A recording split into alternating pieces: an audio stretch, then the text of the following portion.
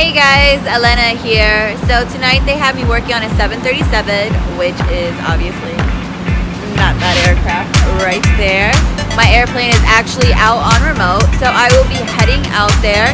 I have a couple of write-ups for power supply units on seats that are not working. So for the first one, which is the first class seat, I will be removing and replacing the power supply box and hoping that does the trick. So with all said, let's get to work.